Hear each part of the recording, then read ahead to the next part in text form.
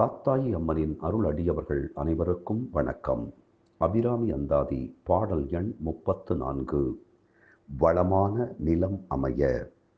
வந்தே சரணம் புகும் அடியாருக்கு வானுலகம் தந்தே பரிவோடு தான் போய் இருக்கும் சதுர்முகமும் பைந்தேன் அலங்கல் பருமணி ஆகமும் பாகமும் பொற்செந்தேன் மலரும் அலர்கதிர் ஞாயிறும் திங்களுமே.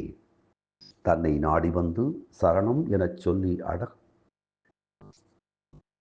தன்னை நாடி வந்து சரணம் என அடைக்கலம் புகும் அடியவர்களுக்கு அவர்கள் விரும்பியபடியே வானுலக வாழ்வை வழங்கிடும் அன்னை அபிராமி நான்முகனின் 4 முகத்திலும் தேன் ததும்பும் துவள மாலை அணிந்த மணிமார்பன் திருமாலின் மார்பிலும் எம்பிரானின் இடப்பாகத்திலும் தேன் சொரியக்கூடிய பொற்றாமரையிலும் அதனை மலரச் செய்யும் சூரிய மண்டலத்திலும் சந்திர மண்டலத்திலும் விரும்பிச் சென்று வீற்றிருப்பாள். ஆம், வளமான நிலம் என்பது பூமி மட்டுமல்ல, நம்முடைய மனமும் தான். அம்பிகையினுடைய நினைவு என்பது நமக்கு வந்துவிட்டால் நம்முடைய மனம் வளமான நிலம். அதில் நல்லனவற்றை பயிர் செய்ய வேண்டும்.